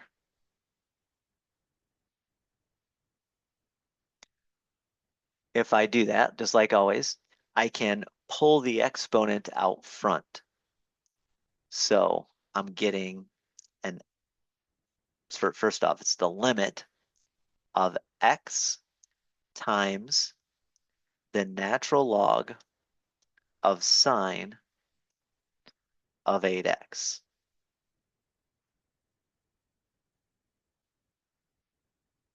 Now, by the way, this may look weird, but natural log of sine of 8x. Well, first off, if I plug in 0 into x, I get a 0. Natural log of sine, if you look at the natural log function, it's only defined for positive values. So we can only approach 0. Sine of 8x is 0. So I can only approach 0 with the positive values. And as x gets close, or excuse me, as my argument inside here gets closer and closer to 0, natural log actually goes down to negative infinity. So we get the form 0 times negative infinity. And so we want to rewrite that.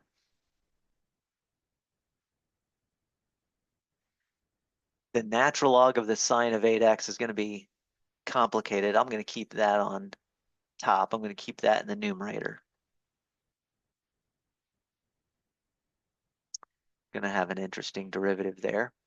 And then the denominator will be 1 over x, or in other words, x to the negative 1 power. Now I get infinity over infinity as my indeterminate form. So my indeterminate form is actually negative infinity over infinity. But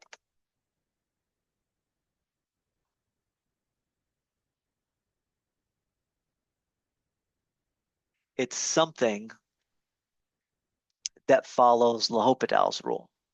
So now I can use L'Hopital's rule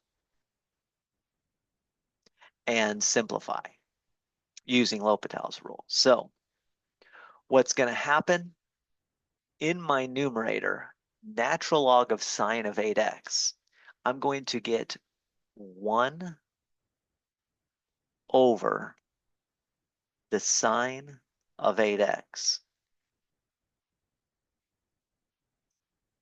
And then I have to multiply times the derivative of the inside function.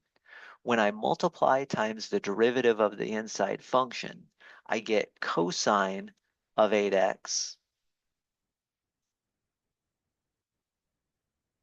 times 8. I think I'll put the 8 out front.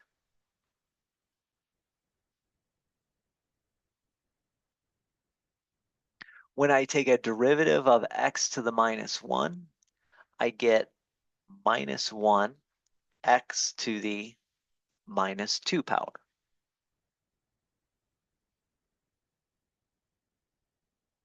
So that's what I get.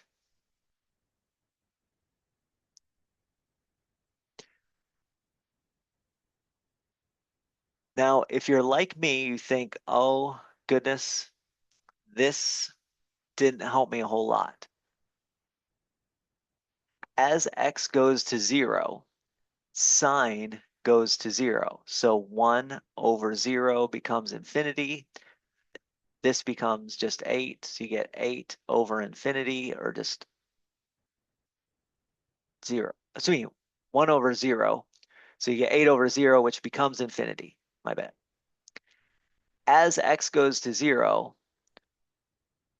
x to the negative 2 goes to infinity. So I still have the L'Hopital's infinity over infinity, or negative infinity over infinity form. But I can rewrite this one. So let me rewrite this as a single fraction to make it a little bit easier to see. Okay. I'm going to get 8 times cosine of 8x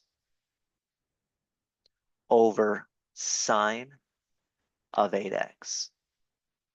And then what I'm going to do with this negative 1 x to the negative 2 in my denominator is I'm going to call that an x to the positive 2 power in my numerator, and then I'll just distribute the negative. Doesn't matter, but I'll put it in the numerator. If you want to keep the negative in the denominator, you could. So x to the negative 2 can be thought of as x squared in the numerator. Now look at what this form is. This form is a nice 0 over 0 form.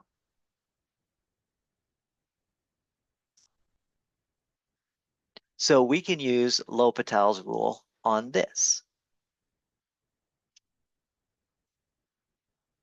So this is a 2 L'Hopital's rule plus a natural log problem. Now the top, I need to take a derivative of the top. I need to use the product rule. Product rule says derivative of the initial function, negative 16x times normal second function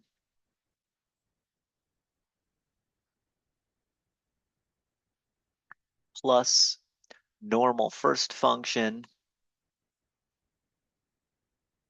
times the derivative of the second function. Derivative of cosine is going to be sine. Now my argument here is derivative of cosine is negative sine. So we're going to get negative of a negative out front. And then I'm going to multiply by another 8. So I'm going to get 8 times 8. And I'm going to have negative of a negative minus a negative. So I'm going to rewrite that as plus 64x squared times sine of 8x. Derivative of the denominator, derivative of sine is cosine, so cosine of 8x, and then I got to multiply it by an 8. Again, derivative of cosine is negative sine, so that's where this plus came into being. And while this is fairly complicated, I can plug in 0 into this. Negative 16 times 0 is just 0. 64 times 0 squared is just 0. So when I plug in 0, I just get 0 divided by, in the denominator, when I plug in 0, cosine of 0 is 1, so I get 0 over 8, which is 0. Let's go back up. Remember what that was the natural log of the limit that I was looking for. I was looking for this limit, and now I know that the natural log of that limit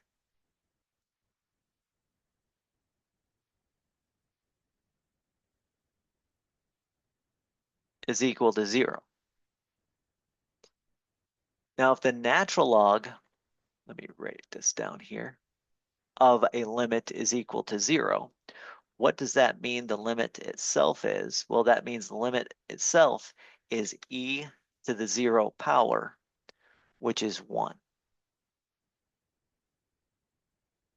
So all of that work basically gave us just 1 at the end, which is perfectly fine. Sometimes we have to do that. Sometimes we have to do a lot of work and get a very simple answer at the end. Limit of sine of 8x raised to the x power is 1. So that's just a fancy way of writing 1. Again, the key thing was that we took a natural log of the limit to start out with.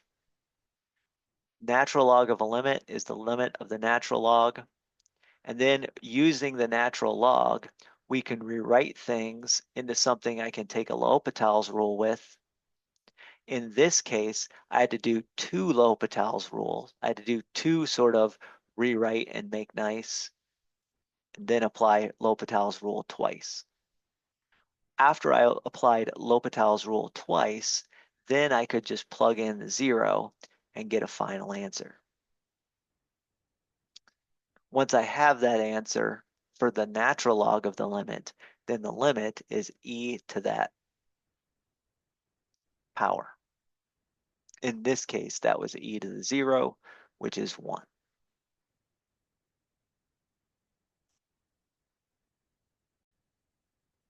So that's a lot of limits that we've dealt with. And obviously these last few examples where we had our indeterminate form, which weird things happened in the exponents, we had to use a natural log to do those. Used, natural logs and some other properties. There's other techniques you can do as well. Most of the things that we're going to need are in the previous parts. So most of the things that we're going to need are understanding that what happens with rational functions when we take the limit as x goes to infinity. Or if I have a form that looks like c over infinity, that means the limit's going to 0. Or if I have the form c over 0, then my function is going towards infinity or negative infinity. So those types of things are what we most need, like these basic rules. But L'Hopital's rule is often needed. Now, you may ask, why would we need these things? Why are we talking about limits? Why are we covering L'Hopital's rule? I thought we were talking about techniques of integration just a few, just last section. And it turns out that when you integrate and you want to do a definite integral, and that integral has some problematic spots, then you have to utilize limits. And sometimes L'Hopital's rule can come into play. So we're going to be doing sort of definite integrals when we integrate out towards infinity or when we integrate around asymptotes in the next section. And that's why we need to deal with limits, and that's why we need to understand L'Hopital's rule.